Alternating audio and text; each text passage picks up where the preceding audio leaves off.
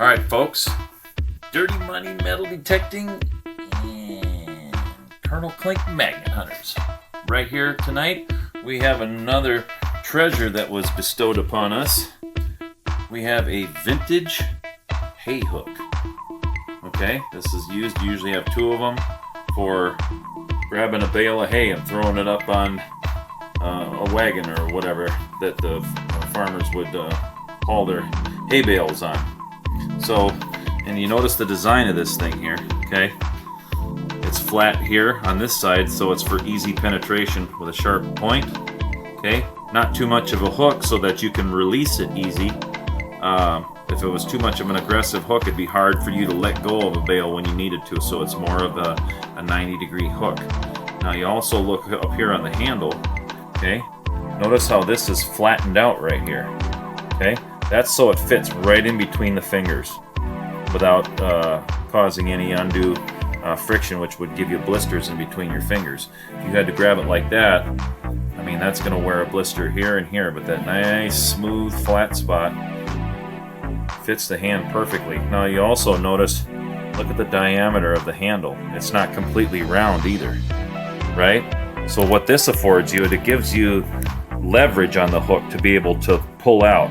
If that was round, perfectly round, it would probably slip through your hand and cause blisters on your hand. So whoever thought out this hook, it's very well designed.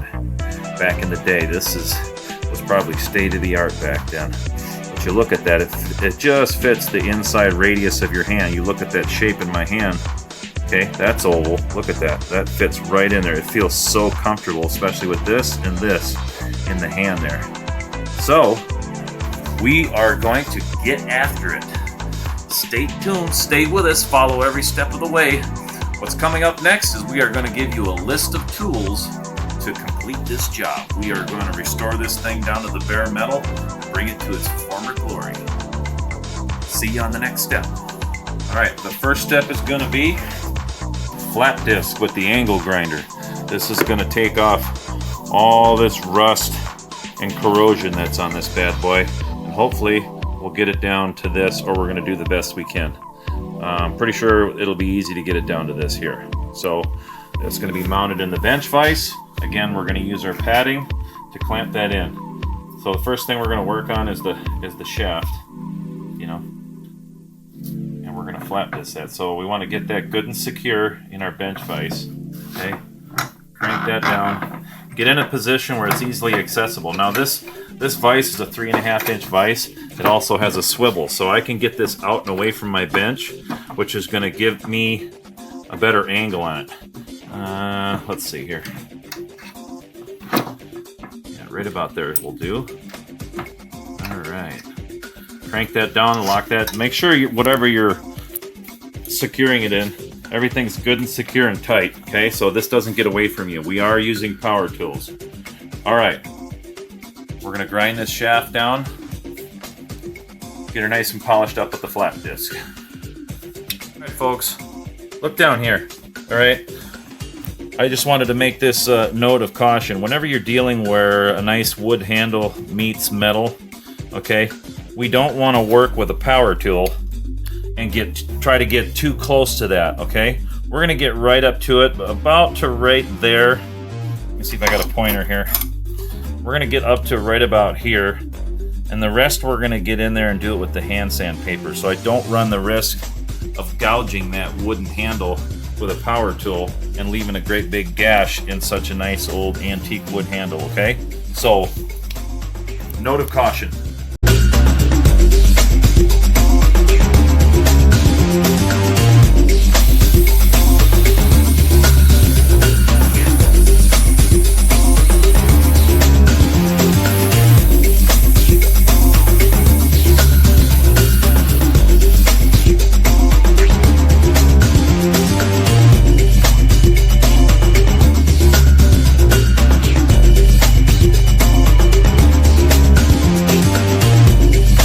Alright folks, we got done with our angle grinding, okay?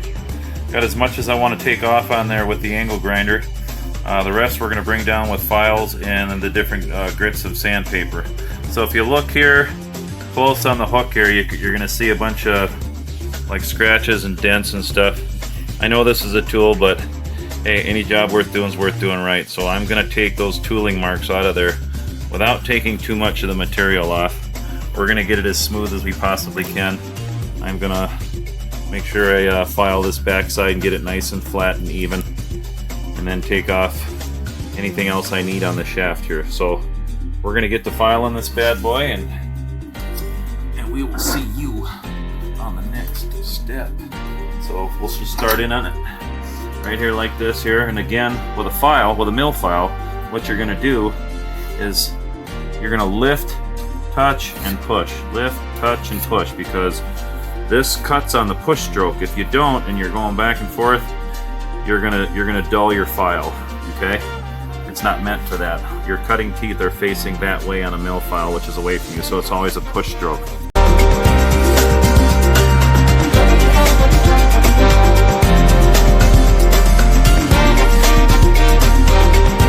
Starts to take the imperfections off. Every once in a while, give it a little tap with just the tip of the file, and that will keep you from having to hit the file card. But we'll hit it anyhow just for the sake of demonstration. You can see all these metal filings in here. Okay, you're gonna go down in the same angle as the teeth are, which are this way.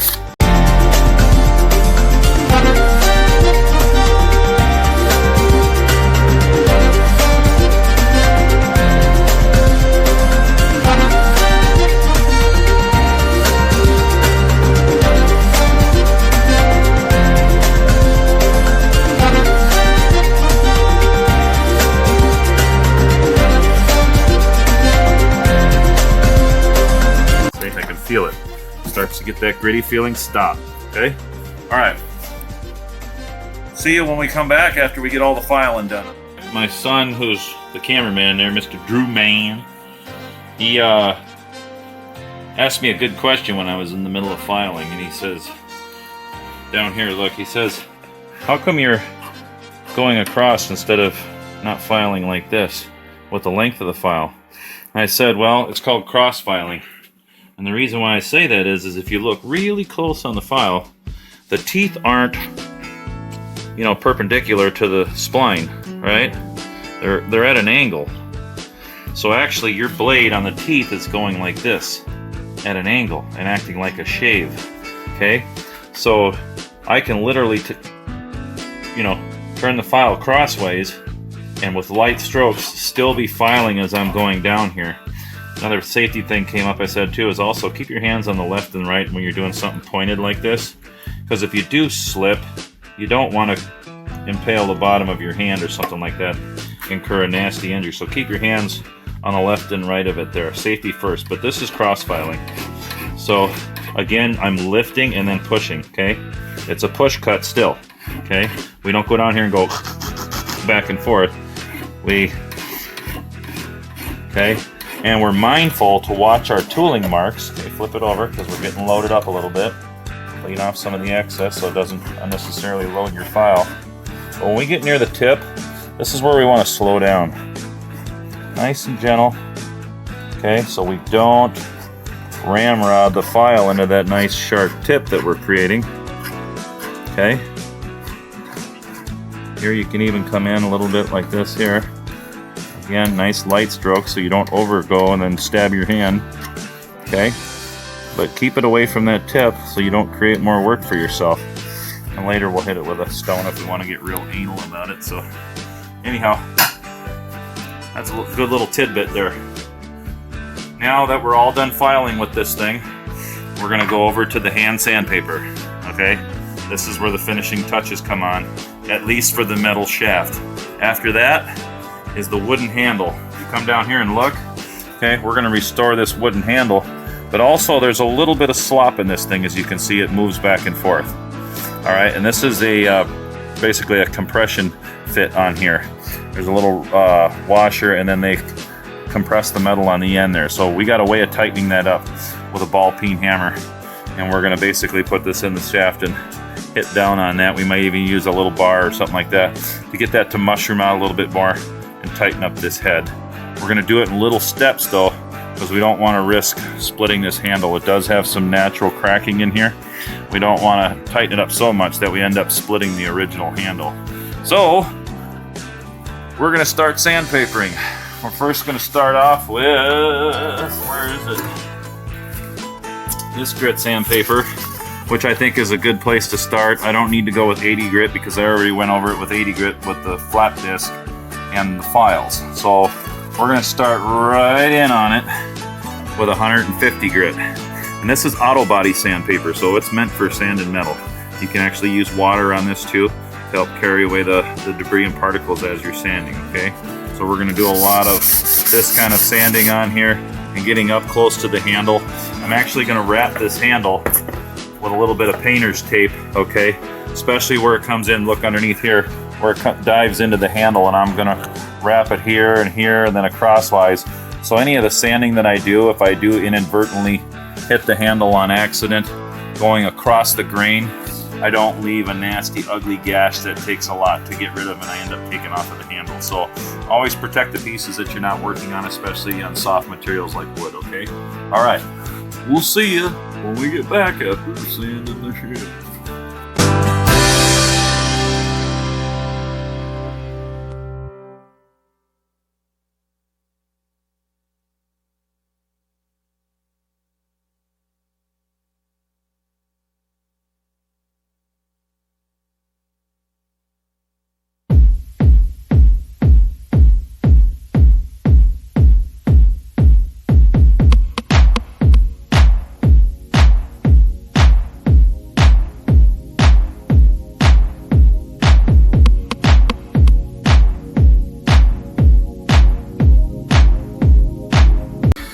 We're at the stage where we're going to do the handle here, okay? But before I go grabbing this too much, I've been sanding metal. Look at my hands.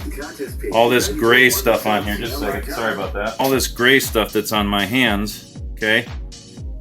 You don't want to be monkeying around with this wood and touching that, because that gray stuff, you'll be sanding forever and a day to get that back out of the wood. I've already touched it a little bit too much there and then finally screwed my brain in. So I'm going to go wash my hands. And then we're going to go to the final step, which is the handle. We're going to sand it, boiled linseed oil, and show you the finished product. So stay with us. This is lengthy, but it's going to be worth the wait. Okay, take a look. All that charcoal looking stuff is all off my hand, which was basically the sandings of sanding the shaft and the metal of this thing, okay? And this is what we use. I don't know if this is the best thing to use, but this is what we use. This is the Gojo hand cleaner, and that gets grease, grime, dirt, and crud off, and it works really good. So give that a shot to clean up your hands while you're working in the shop.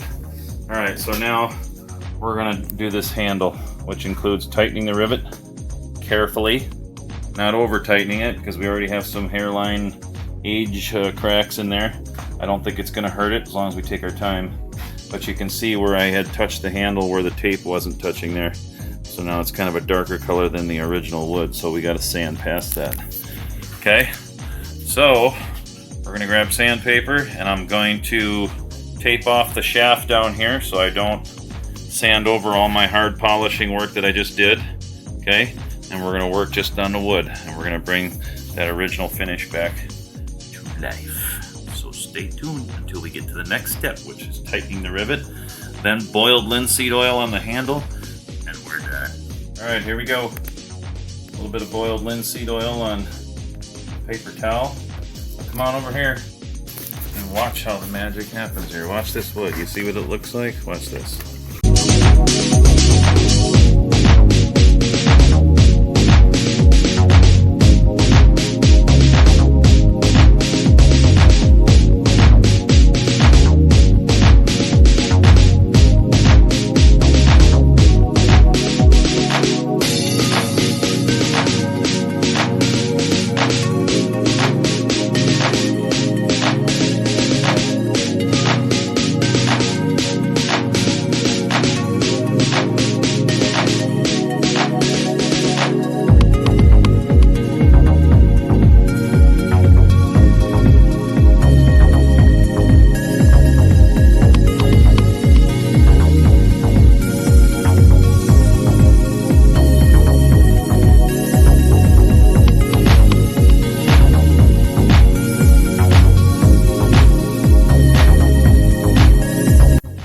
we didn't mention final. After I get done with this handle, I don't have to show you this, but you already know this from what we on our other videos. Johnson's paste wax will go all the way down this metal shaft and on the hook and on any metal parts to protect the metal from rusting. So stay tuned and we'll be right back after we get this handle done. Alright, we are all done with the project. I know it's kind of dark in here, but we're getting ready to close shop. It's late tonight. We've been doing this, you know, me and my son, after I got off work, 8 o'clock, so I don't even know what time it is now. But the final thing is we cleaned up shop, hung everything up, vacuumed everything off, waxed down this restored, this was another restoration project, restored 1920s bench vise. Okay, so here's the final product. Check it out. Okay, he's also going to show you before and after still photos so you can see the up close handiwork. And I may do a little bit more polishing on it, but for what we did for 2 or 3 hours worth of work, you know, look at that handle. Turn around and boiled linseed oil that handle. She's nice. Everything's polished and smooth as a baby's butt. Look at that bad boy. And boy, that point now, that sucker sharp. So that's a wrap at the Rawson household. And from Dirty Money Metal Detecting and Colonel Klink Magnet Hunters, this concludes another episode of Resurrecting a Tool from the Dead. Just remember, Jesus is Lord. It's okay to have riches, as long as riches don't have you. So for now, until the next episode, it's late here tonight. It's good night from Dirty Money Metal Detecting and Colonel Klink Magnet Hunters. Until we see you again, it's lights out.